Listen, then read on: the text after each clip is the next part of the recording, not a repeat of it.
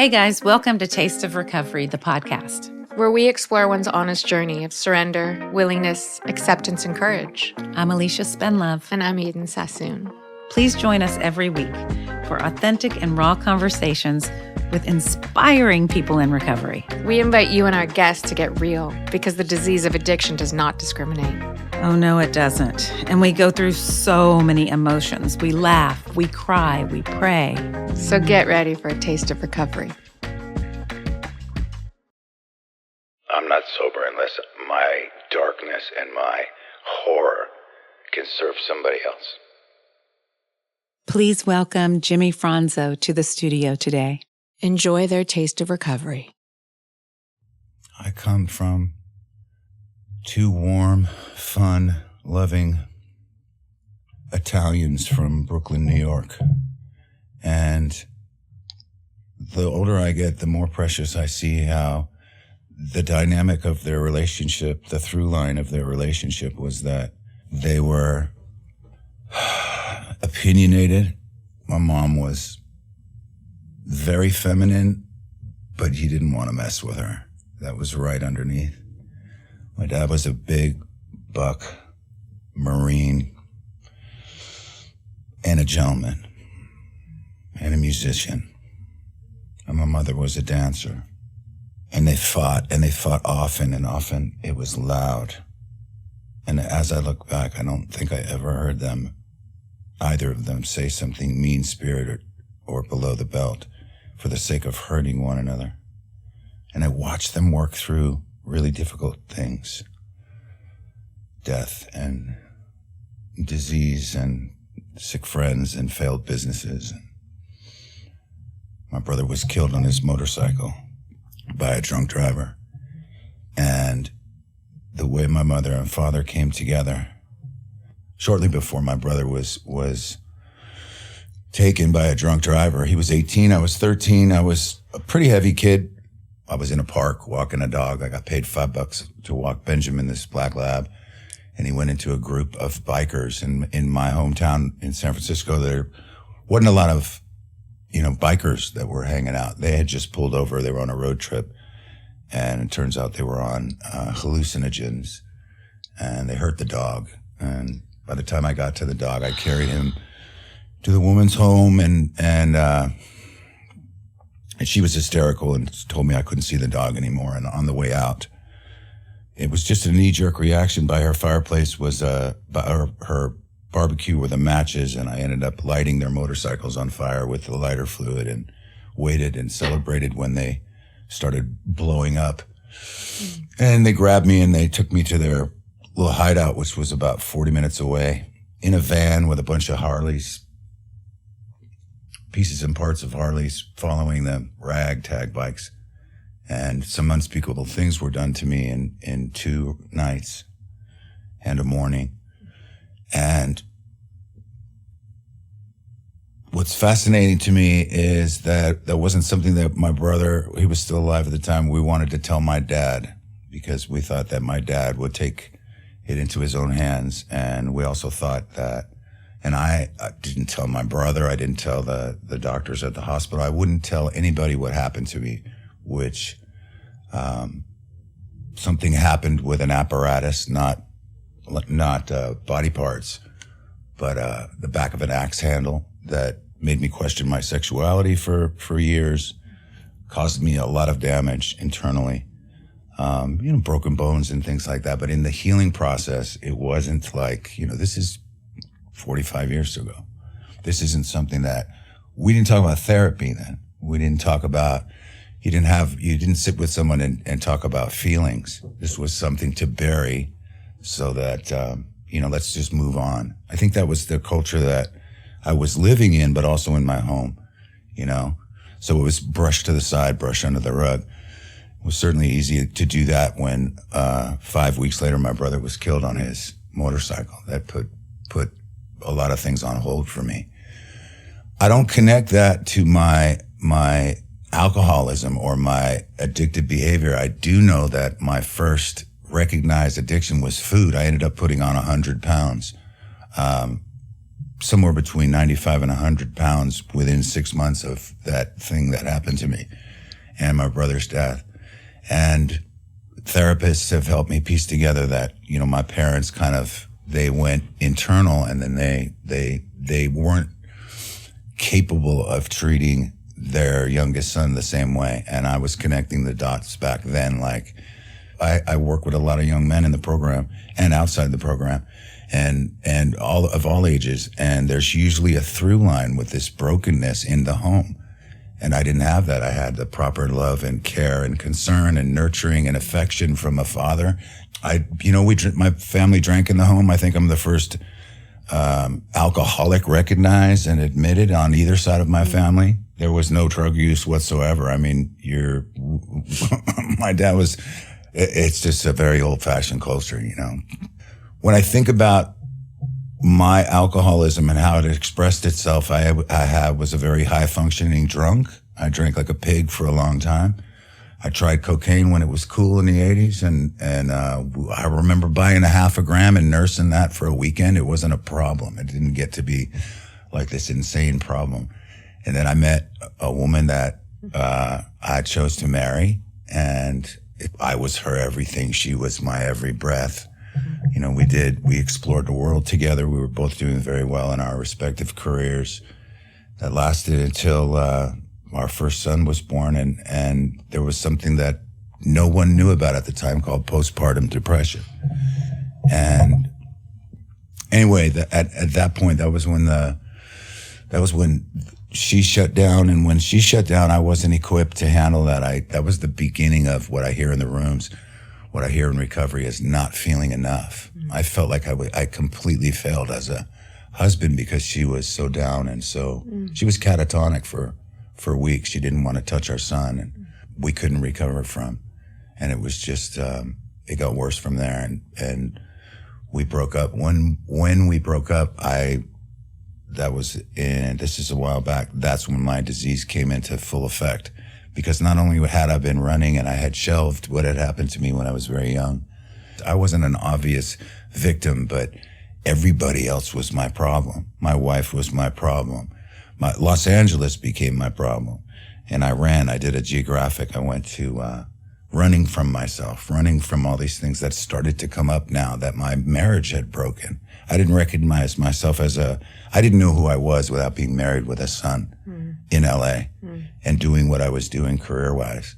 And I went for a week vacation to South Beach, Miami in 92, 93, and I stayed for 7 years, and that was just an absolute escapade. The first thing that I noticed that I had a dependency on was drinking and Coke, and that burns itself out quick, and then I discovered ecstasy.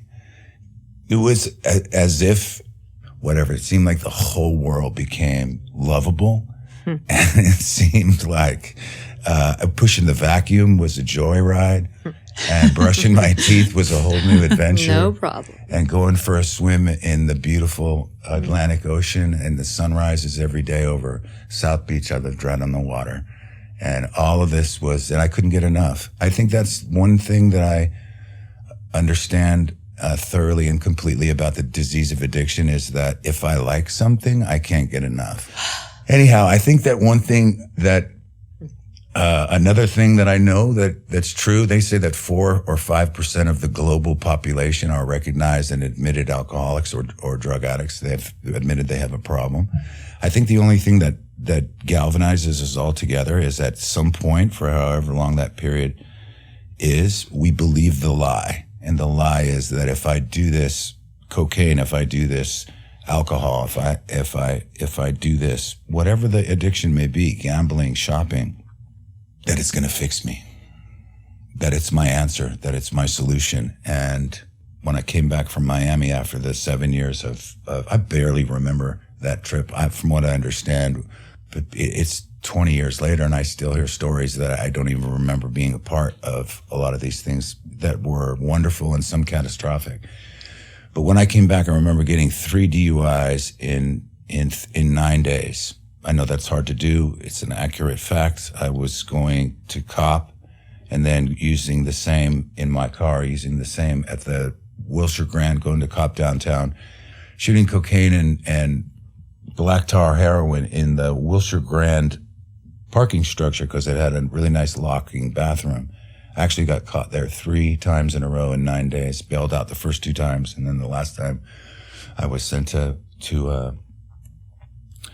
Supermax. I say that because there were so many different things that happened to me that looking back now, it feels like it was somebody else. I had a lot of wake-up calls. I had my cage rattled a number of times. I ended up having to do stints behind bars. I went to so many different rehabs. There's a through line, I think, in a theme with my particular brand of ego, and that's, this is all great, guys, for you guys. You know what I mean? But I can figure this out. And there's a mantra that plays in my head, but behind that same victim mask that I spoke of earlier, which is nobody suffered as much as I have. And the rules, therefore, don't apply to me. And this world, it owes me a fucking living. Mm. And I'm just going to do one to take the edge off. That's the 4 sentences I used to hear in my voice very authoritatively. I can't tell you how many meetings I've been into, recovery meetings I've been into where I was loaded. I lived a lie for so long about just simply surrendering and admitting that I had a problem. And that's only when it began, my ride back. I'm coming up on 9 years very shortly here. And I've had 5 before. And I've had 2 before. And I've had 1 year of sobriety before, clean and sober time. There's something on the drive here, I toyed with whether or not that I wanted to share this with y'all, but I think there's, like I prayed for earlier, I think there's someone that really needs to hear this, and I'm gonna step out of my comfort zone and share something I have only shared with a handful of people. Because of my multiple sobrieties, I had an opportunity to begin my amends process with my dad years ago. And in 2012, he was diagnosed with late aggressive Alzheimer's, and I had a couple of years of sobriety at the time, and real sobriety. Like when I say real sobriety, for anyone out there that doesn't know the difference between real sobriety is a personal term that I'm talking to myself in the mirror. I'm not sober unless I'm giving this away. I'm not sober unless my darkness and my horror can serve somebody else. So I was really sober, and I had a couple guys I was working with and lots of commitments and meetings, and I was able to be of service to my dad and to my mom, watching my father just fall apart. And shortly after he was diagnosed and I shifted my whole life to be of service to my family, I was diagnosed with congestive heart failure.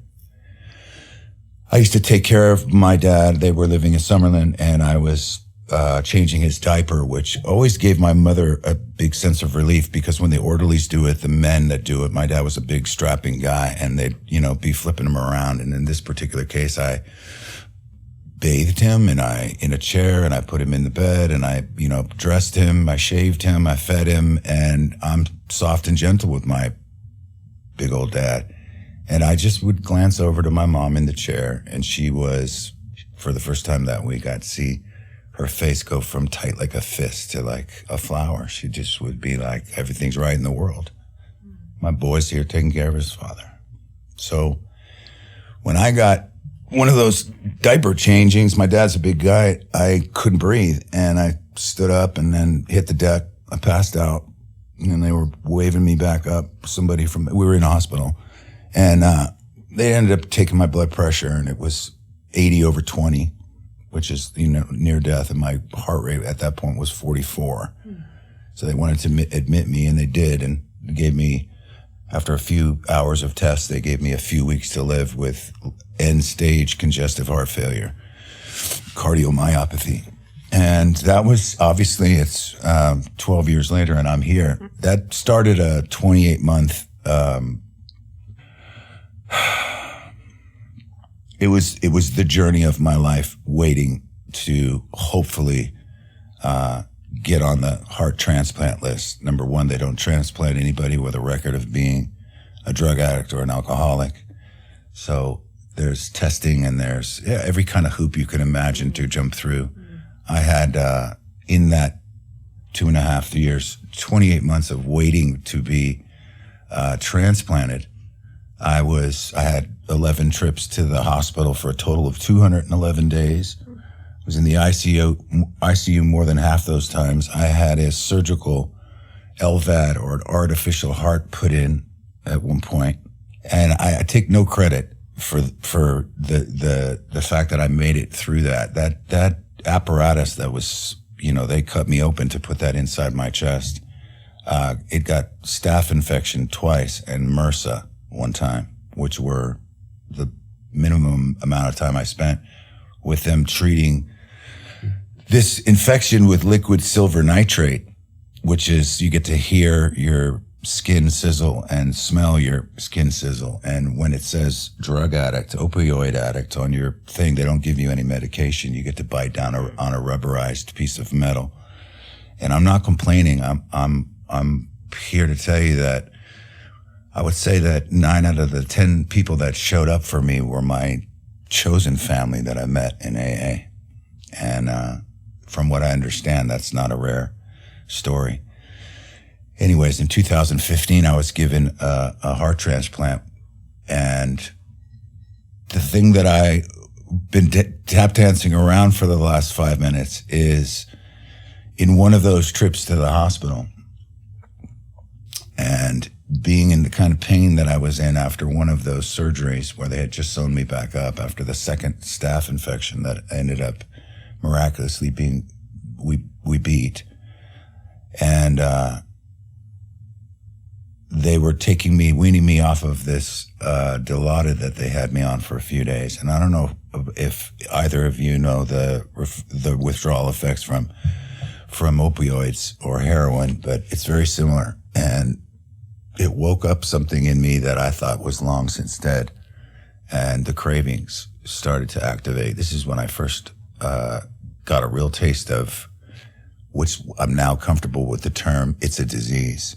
Because the 3 parts of the disease is the physical craving and the allergy that I had to have more. And I remember getting in such a state of depression. It was in the middle of the night, and I had many, many nights, as I expressed earlier, where I came to terms with, if I were to pass on, where would I go? I would be there where my father had passed. Shortly before I got my transplant, I would be there with my brother who was killed. I would be there with a friend of mine that died in my arms buying firecrackers when we were 17, Craig Wagner.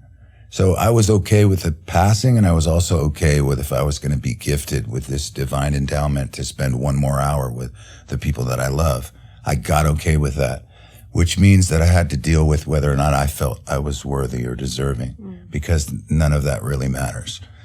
That's the lesson I think that I carry into today. So in that depression and in that withdrawing and in that monster that woke back up, that monster that's much bigger than I am, I ended up reaching for my phone after hours of deliberating with this idea, and I called a number that I hadn't called in 4.5 years. And the young Spanish man picked up and said, 7 minutos, which is my drug dealer, thinking that I was in the same domicile that I used to live in. And I said, no, man, this is going to be a complicated delivery. I'm at the Saperstein wing of Cedar Sinai, and I'm going to need you to come up to the 7th floor. I already put you on the paperwork as my family, so they'll let you in for a visit. I need a spoon, I need a syringe, and I want you to bring me a gram of heroin. And it was about an hour and a half later that he showed up. And I got on him out of the bed and in my walker and into the bathroom. And I shot it into my leg because I didn't have a vein around. And I went through that in about 24 hours. And I remember them coming and saying, we think we have a donor offer for you, while I was in the hospital. And I got honest with my transplant coordination team. And I said, I've been abusing the meds that you guys have given me. I didn't have the audacity, nor did I have the courage to tell them that I had a young man come bring me heroin, because opioids test the same in your system. And they said, we took you off that medication 4 or 5 days ago. And I said, no. And they tested me and they found out that I was positive. So that I told them had somebody bring me oxycodone. And I got thrown off the list, meaning I was going to die because I was in the ICU. Now, I've had the miracle, and I'll go into the miracle in a moment of what I believe a miracle is, of AA, the message that saved my life multiple times before in my previous sobrieties. But this particular one, this one will permeate where it's permeated inside of me and some of the men that I get to work with. I got out of the hospital 4 or 5 days later. I went home in a horrible state, as you can imagine. My sponsor had come. He's one of my best friends for many, many years. We knew each other before the program. I'm uncomfortable with the term sponsor. He's a brother. We talked about the relapse. We talked about the fact that they were training 2 nurses around the clock to send me to detox over at Tarzana Treatment Center where I had been before. I was about to check myself in there because he and I came to terms that I wanted to go out with some honor. And that's to slowly die, but to slowly die a sober man. And I made that decision, and I went to that rehab, and I went to detox, and it was the worst withdrawal that I'd ever had in my life, times 10. And the one thing that I had was this idea of this hope that I knew came at some point with enough days. That's an interesting thing for me to even say out loud. And it didn't come while I was in Tarzana, and it didn't come shortly afterward, but it came in the second clinic appointment that I had, because I had to go every Friday and do all my tests. I'm with the transplant coordination team. I'm not on the transplant list anymore, but they're still my cardiologists, and they still have to treat me. They still have to take tests and see where I'm at, what stage of dying that I'm at. And on the second Friday that I was in there, they said, look, just keep doing what you're doing, because they didn't understand what us 3 know, which is the lights had come back on. I was not my same old jovial self. Like I said, I was very emaciated and very weak and on a walker. But at the same time, I had a little bit of a sense of humor and a little bit of hope, and I had a little bit of sparkle in my eye. And the warmth was starting to come back, And I remember the next week, and it was building, and it was incremental, but it was building. And I remember on the 9th week,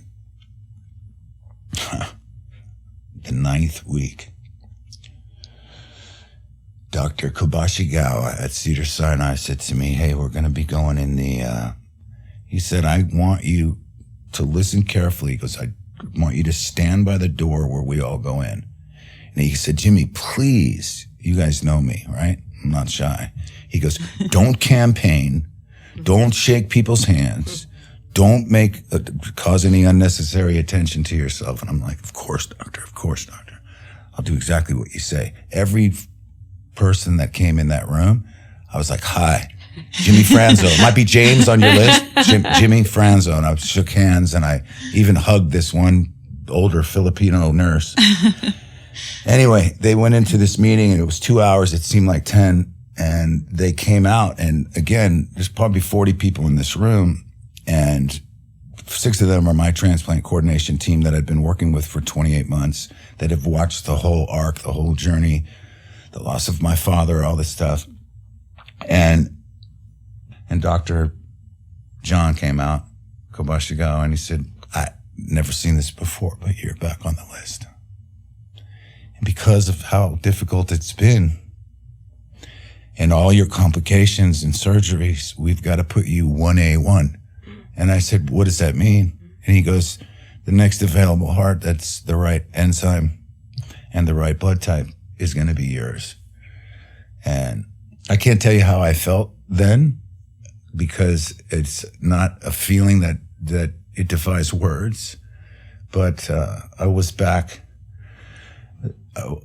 7 days later. I was back to get my heart transplant, and that was on August 23rd, 2015. I want to go back to something that I shared with you guys a minute ago.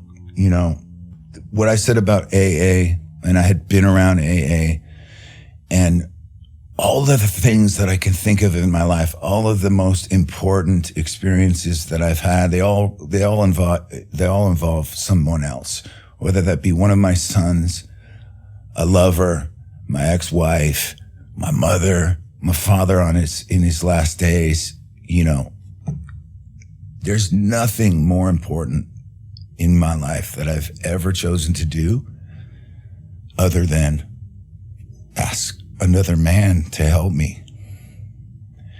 And there's a second part to that. Take the help, you know? Now, I had asked a man to help me 5 or 6 times over a course of 15 years, that gentleman Bill that I told you about. And I had failed him. I had chosen to go back out. I had chosen to listen to that mantra in my head that says I've suffered more than everyone else and no one's going to know. And he still loved me.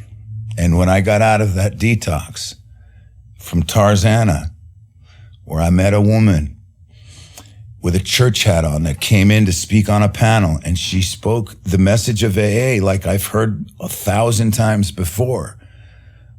But this woman spoke about something and about the feelings that I was having when I was in the hospital a week before. And this woman talked about a level of incomprehensible demoralization for a totally different set of circumstances that I understood. And when I came up to her to thank her for her message in that detox, she said, what's your plan when you leave here? I said, I'm going to go to Moore Park at noon. It's home for me. She goes, how are you going to get there? And I said, I'm going to get one of my friends to pick me up. And she goes, you know what, honey? She goes, I'm going to take you. Right? And I'd never seen that lady before or since. And that's one of the reasons why I believe in angels. But on the curb that particular day was Bill, who's still my sponsor. And I didn't ask him for help that day, but the bond that we had, he knew that this student was ready, because I had literally a little bag in my hand and I didn't look good. And this is before I got my heart transplant. And he walked over to me, he says, how's it working out for you? You know? And he didn't mean that like in a snide kind of shitty way, because he was the one that dropped me off at detox. And he said, we're going to go down this hill, you know, the little hill in front of Moore Park, the little green grass. We're going to sit in the front row. We're going to hear a name of a newcomer. We're going to introduce ourselves to him afterward. And I'm thinking, what the fuck? You know what I mean? I'm suffering here. I got nothing but a few days put together and I'm dying. I didn't say any of this to him. I'm thinking this. Yeah. I'm rebuttal in my head. All that, you know what? It's about me, right? And for whatever reason, and it was because I didn't want to lose this opportunity for this guy that has stuck by me and stuck through it all with me and has been there. When we sat in that meeting, he goes, I got Michael, you got Oscar. I'm never going to forget that name, Oscar. And after the meeting, I went over to Oscar. He was shaking during the meeting. Because remember I was talking about wrestling with the idea of being worthy or deserving? It doesn't matter what I think. It doesn't matter what I think. I sat across from my 2 sons on Easter. I fought to get them back in my life. I had to be consistent. They didn't want to hear about it. They're back in my life now consistently for 17 years. I don't allow myself now to say, I could have missed this. I don't deserve this. I can just sit there and witness. I'm not a fly on a wall. I'm a contributor. But I find myself in the most comfortable silence when I'm in the presence of my boys. I find myself in the most comfortable of all silences when I'm listening to someone really go into that next level of sharing their inventory and saying, and there's a reason why, and I feel it, I embody it. You're safe with me. And I think about when I ran into my ex-wife's new husband, and I hadn't seen my boys for years, running from myself, seeking pleasure at the height of my addiction. And I see my son's face, his baby face just grown up taller. And he's like, Pops. And we talk, and he says, hold on. And he opens his little flip phone 17 years ago, and he calls his brother who's on the North Hollywood High School football field, and they just made him captain, and he's playing the position I played, and I haven't seen him in 5 years. And it's Thursday night, I'm at my men's stag, doing what I'm supposed to do, run into my baby boy, calls his older brother, who says, tomorrow night, Friday Night Lights, I'm captain, will you come? We've been looking for you. And I go early, and I watch them stretch on the field, and I watch the other team arrive, and there's nobody in the stands, those metal stands, but me. And then my little flip phone goes, bloop, and I look at it, and it says, over your right shoulder. And I look, and it's my sponsor all the way up in the corner. He says, don't come up here. I just wanted you to do this alone. And 5 seconds later, I turn to the right, and here comes the new husband, my ex-wife who I hadn't seen in many years, my youngest boy, his girlfriend. And he breaks from them and runs over to me, and we give each other a hug, and I sit there and I'm thinking to myself, damn. You know, talk about being there for somebody. If I were to leave anybody in the recovery community with one thought, and it's service begins where convenience ends. And, yeah, I want to say one thing before I wrap this up. There's another through line throughout my whole life and my whole story. But I don't do AA because it's inconvenient and it's what I'm supposed to do. I do it because I fucking love it. I love it. It fires me up to hold hands with a guy that was a stranger to me 4 or 5 weeks ago and pray to a God he doesn't understand, you know? I want to talk about miracles because I have one that beats in my chest. I'm not supposed to have this if you look at the paperwork, you know? I think I've come to realize that a miracle is simply a wonderful mystery that had nothing to do with me. So much easier for me to digest that than think of some you know, celestial being choosing and making. I'm not special. I'm certainly not unique. There are people that have shown up in my life. You know, if I asked either of you ladies to give me 5 names of people that no matter what, if you just went through, there were people in your life that you knew would be there every step of the way, shoulder and shoulder with you, that didn't show up. And there were people that you had a suspicion that might, and then you had complete strangers step into your life and say, I love you. How can I make it easier for you? What can I add to your day today? What can I do for you? Whatever simple gesture, whatever. In my case, I called people in my multiple trips to the hospital. You live 1.5 miles from Cedars-Sinai. You're one of my oldest and dearest friends. How do you sleep at night knowing that I'm sitting here by myself? Oh, I've been such a terrible friend. Well, yes, you have. And then I explained to them at the same time after we cursed each other out for a couple minutes. We don't want anything from anybody. There's nothing you can bring me. Presence. Come sit with me. Right? I don't want to be alone.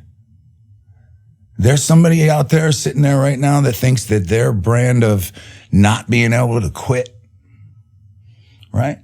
That their life experience up until this point is justified and rationalized, that they have an idea in their head that whatever their thing is that they're addicted to is the answer. And anything but that is so frightening that they don't think there's a shot for them. I've been there many times, and I know that you both have. We all have. And I can tell you, and I think that I can safely say that I embody someone that lost all hope. I embody somebody that gave up, and I embody someone that had no idea what surrender was. But I can promise anybody that asking someone else for help was my surrender. And in the moment that I was asking, I already felt better. You know, we hear a lot of nowadays about comfort zone. We hear a lot about how important it is to face the challenges, how important it is to do a little bit something different, to incorporate different things in our lives. I think that the farthest journey that we'll ever travel is from our heads to our hearts. The only thing that lives in my head is fear. The only thing that lives in my head. I'm afraid that I'm not enough at times. I'm afraid it's not going to work out for me at times. I'm afraid that the grand sum total of my life doesn't count for much at times. And I think once we get to that place where we're so desperate and we've run out of answers and our way isn't working anymore, man, thank you, God, for allowing me to be a representative of this thing that it's in the program, right? We're supposed to be the hand of AA, right? I hope there's enough evidence to convict me of that before I take my last breath. I'm working towards that. So if you're out there, it's here for you. It's here for you.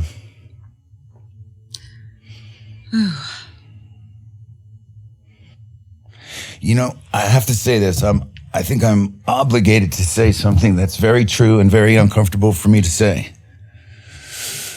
Happy, peaceful, miserable, frightened, safe, in love, angry, all good. It's all fleeting.